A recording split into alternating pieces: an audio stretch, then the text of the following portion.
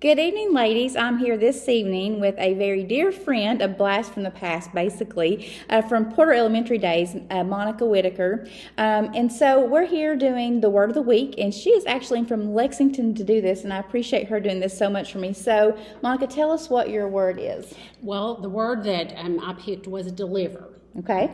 And so when you look that up, it's a verb, and it means to hand over, bring, convey, provide, supply, furnish, fulfill. And part of the reason I think I picked this is I used to say that all the time when I would get off the phone from a problem that I might be dealing with towards the end of my career when I wasn't teaching, when I was in administration. And I would get off the phone and I would just be like, I can't even believe I just heard that. And I would come out and I would say, deliver us from evil, deliver us, Lord, from evil. And I was kind of flippant with it, honestly. And as time has gone on, I've gotten older, we are dealing with stuff that, COVID and cancer and those kinds of things. Whatever side you fall on, just watching legislation with education and different things, we are just not in regular times. No. We're just not. It's, my mom said, everything's always been the same. There's always been this or that or the other. But, it's really not. It's just not regular routine times. And so, and I'm not talking about, getting your way, kind of wanting control. I mean, things are just beyond. Yes, I just agree. Beyond. And in the last few years, we've been caretaking for my mom's two sisters, and we've moved my mom and Steve's dad. And so, I'm in a time period in my life where, I can't deliver a plan. I can't fix things like I used to could fix things. Used to I'd get off that phone and I'd be flippant and I'd say, deliver us from evil, and then I'd go make my list, or I'd make my phone call, or I'd go down and see somebody, and it would be fixed in about 24 hours. Yeah. And we're just not there. We're No. just not there now. And so, with COVID and the things that, we deal with now, it kind of goes beyond just making a list or making a few phone calls. I just can't fly into that fix-it mode. And so when I first, reached out to you and I told you that I might do this word, like the next Sunday, we happened to be visiting Lexington at the time. We hadn't moved back yet, but we were at Southland Christian Church, and Scott Nichols, who's one of the pastors there, he asked the question. He said, where do you run when things are bad or not okay, or, like COVID, where do you run? And to be honest, my question would have been answered with a fix-it mode. Fix mode. Yeah. I think that's real typical for women too, especially we want to get it done. We're drivers of situations. Yeah. Just we can handle it. Just stop doing. I'll do it myself. Let me get it done. I'll get a plan. Yes. I'll make my list. I'm a list maker. Yes. But that's probably, it is sad to say that when he asked that question, I thought, well, I just get him a fix it, make a plan, make a list. And we're beyond that. Oh, yes. We're beyond that. And so, in looking that word up, I went to the Bible, of course.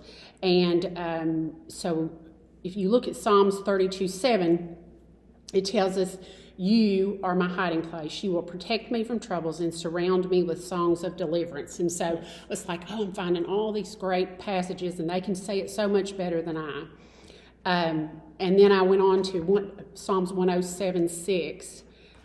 Psalms 107:6, and it says, then they cried out to the Lord in their troubles, and he delivered them from distress. And so, what we do sometimes with the Bible is we want to rush and find a verse that fits what it is we're trying to be delivered from. Yeah. And so, you got to take in perspective of who were they talking to? Who was that verse for? So in Philippians 1:19, Paul wrote to the church in Philippi, and he said, for I know that through your prayers and God's provision of the Spirit of Jesus Christ, what has happened to me will turn out for my deliverance. And I can just tell you right now, whenever I would have trouble, I just want to get it fixed. Yes. I wanted it delivered right then, fixed, and anybody knows me knows that's true. And so then, and this is going to sound like a lottery number, but I looked at 2 Samuel 22:2. 2 Samuel 22:2. And it tells us that the Lord is my rock, my fortress, and my deliverer. And so, those fit right in with what I needed to hear. But what I realized that I really did, and here's the kicker, is that those are the things that I should have been paying attention to in the past, but sometimes I just got in the way. Yeah, I love that. I just got in the way.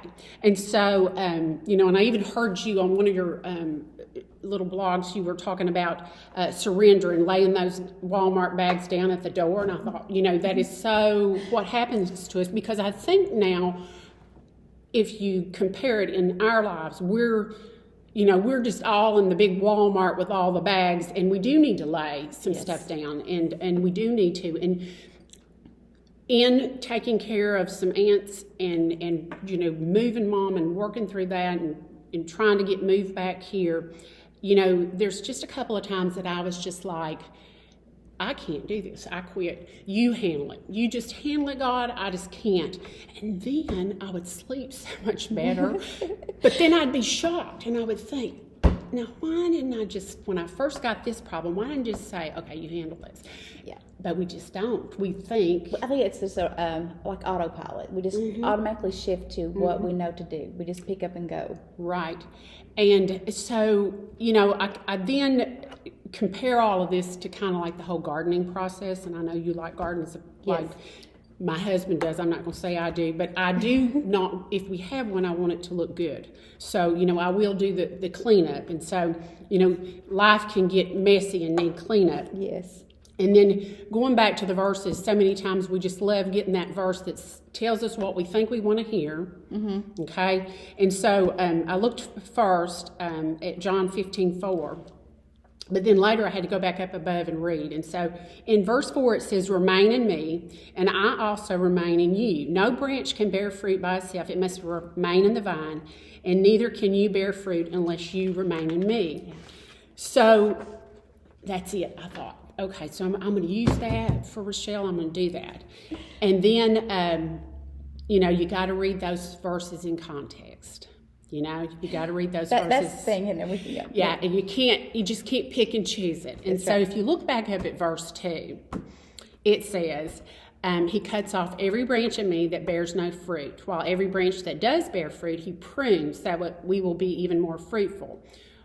Well, if I wanted to be delivered from something, then, sometimes, like gardening, when you're pruning that tree, if you don't get in the right spot and kind of lean in and cut that branch, if you're out here cutting that branch, the next thing it does is knock you in the head. Yes, right? Absolutely. And, life's messy now. There's no easy fixes right now. And so, I find that I have to clean up my mess. Sometimes I have to do a little pruning. But the big thing is, if I would just lean in, if I would just lean in and let him deliver instead of trying to help him, I guess. We think he needs a lot of help. That's sometimes. Because I'm thinking, I didn't pick any verse here that could have said anything better about deliver. I couldn't come up with anything better than those verses.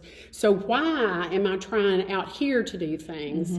And if I want him to deliver, I'm just going to have to stay out of the way and remember to remain in him. And, when there's trouble or we come across evil, we just got to lean in close. And he will deliver. Might not look exactly what we're thinking about, but he will.